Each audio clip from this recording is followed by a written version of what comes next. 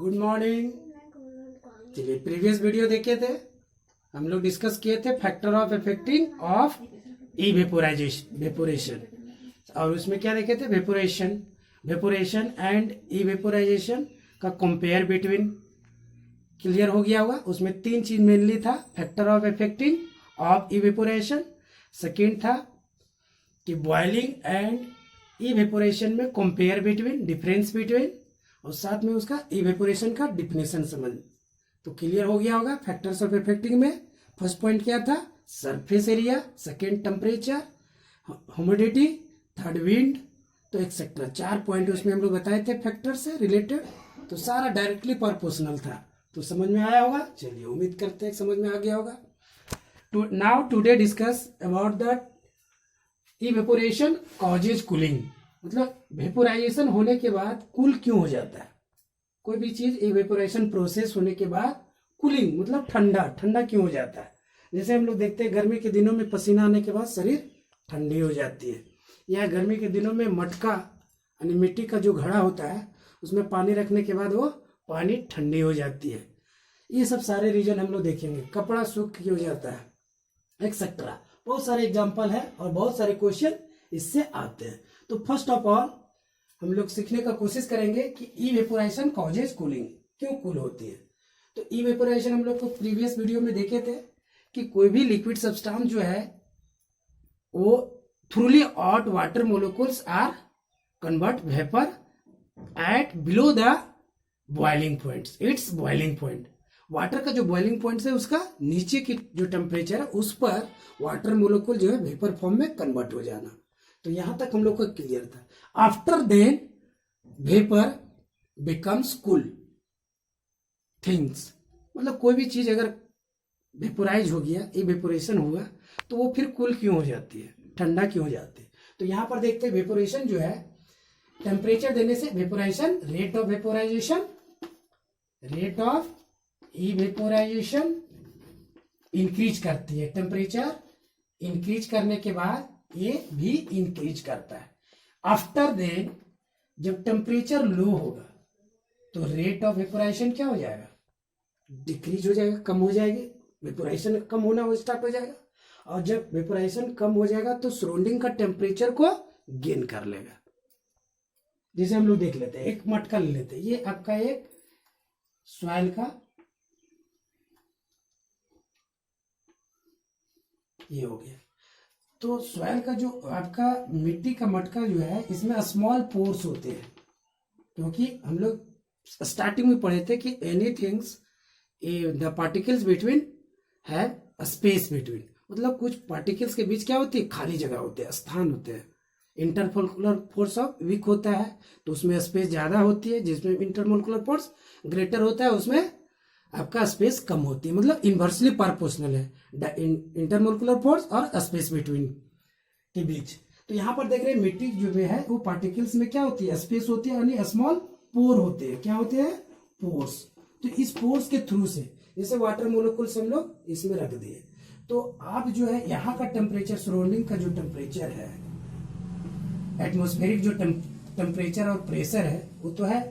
अब ये वेपोराइज होगा, टेम्परेचर गेन करेगा, टेम्परेचर से ये वाटर मोलिक्यूल जो इसमें कंटेनर में रखा हुआ है मटका में, वो वेपोरेट होगा, वेपर फॉर्म में आएगा। ये वेपर के फॉर्म जो है वो मूव करने लगेगा, कंटेनर मूव करके पोर्स के थ्रू से ये बाहर आ जाएगी। क्या आ जाएगा, कंटेनर के किनारे किनारे जो है ड्रॉपलेट आपका फॉर्मेशन बनाएगा। देखते हैं घड़ा के किनारे जो है पानी आ जाता है बाहर की ओर, और वो जो है वाटर ड्रॉपलेट जो है वाटर वो टेम्परेचर को क्या करता है, एटमॉस्फेरिक टेम्परेचर को डिक्रीज कर देता है। क्या कर देता है, कम कर देता है। तो मटका के किनारे किनारे जो है वो क्या हो जाएगा, टेम्परेचर पहले के अपेक्षा लो हो जाएगी, यानी कम हो जाएगी, क्योंकि इस ड्रॉपलेट के कारण होगा। पहले अंदर का पानी जो है वो इवेपोरेट हुआ, इवेपोरेट के थ्रू से फिर जो है वेपर है वो पोर्स के थ्रू बाहर आ जाएंगे, और बाहर सरफेस पर आपका मटका के सरफेस के किनारे जो है वो बन जाते हैं लिक्विड्स ड्रॉपलेट। और ये वाटर के ड्रॉपलेट के कारण जो टेम्परेचर होती है वो डिक्रीज कर जाता है। सराउंडिंग का टेम्परेचर क्या हो जाएगा, decreases. That means water is cool. तो क्लियर है कि evaporation causes cooling. After vaporisation that temperature is decreases, so evaporation causes cooling. एक लाइन का है कि टेम्परेचर लो हो जाएगा वेपोराइजेशन के कारण, और सराउंडिंग का टेम्परेचर जब लो होगा तो उसके जो आसपास होंगे वो क्या हो जाएंगे, कोई भी थिंग्स कूल हो जाएगा। हम लोग जैसे देखते हैं कि गर्मी में पसीना आता है, पसीना आने के बाद शरीर ठंडा हो जाता है, तो वेपोरेट हुआ आपका वाटर ड्रॉपलेट जो है शरीर के सरफेस से बाहर आया, और बाहर आने के बाद वो क्या हो गया, आपका टेम्परेचर जो है आपके किनारे जो है आपकी बॉडी के सरफेस के आसपास जो सराउंडिंग के आसपास है वो टेम्परेचर को लो कर देता है।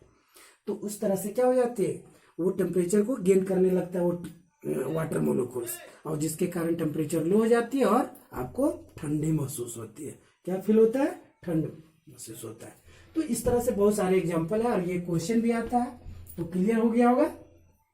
सम फोर्सेस के कारण वेपर जो है वाटर वेपर वो बाहर आएगा, और वो वेपर ड्रॉपलेट जो है वो टेम्परेचर को एटमॉस्फेरिक टेम्परेचर को गेन करके डिक्रीज कर देगा। पहले तो गेन करेगा, अपने में लाएगा, और अपना टेम्परेचर को मेंटेन करके वो डिक्रीज कर देगा, कम हो जाएगी, और सराउंडिंग का टेम्परेचर कम होने से, इसके आसपास के टेम्परेचर कम होने से इसका अंदर वाला पानी ठंडी हो जाएगा। इसलिए हम लोग इसको कपड़े से ढक के भी रेड कलर का कपड़े रखते हैं, नीचे हम लोग सैंड ही सब डाल देते हैं ताकि पानी का रिसाव हो और उसकी आसपास के एरिया का टेम्परेचर को लो करे। एक ये है।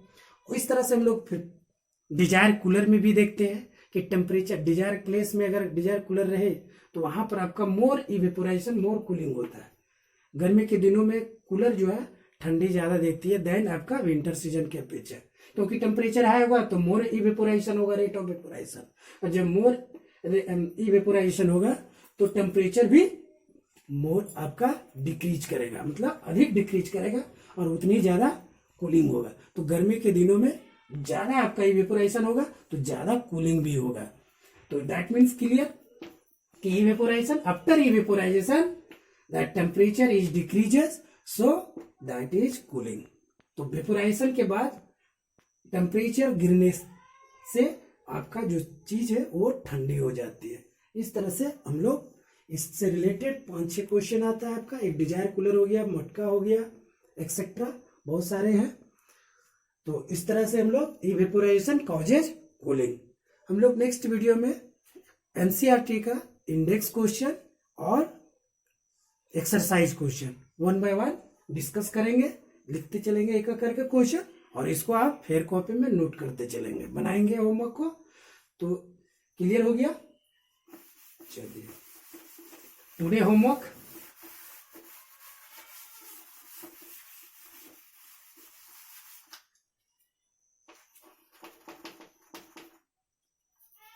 explain the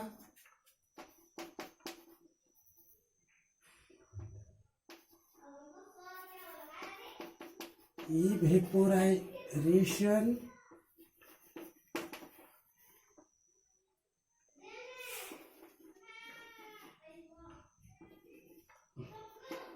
causes cooling. Evaporisation causes cooling. तो आज का होमवर्क रह गया explain the evaporisation causes cooling. Clear है। चलिए थैंक यू, फिर मिलते हैं नेक्स्ट वीडियो में। ओके।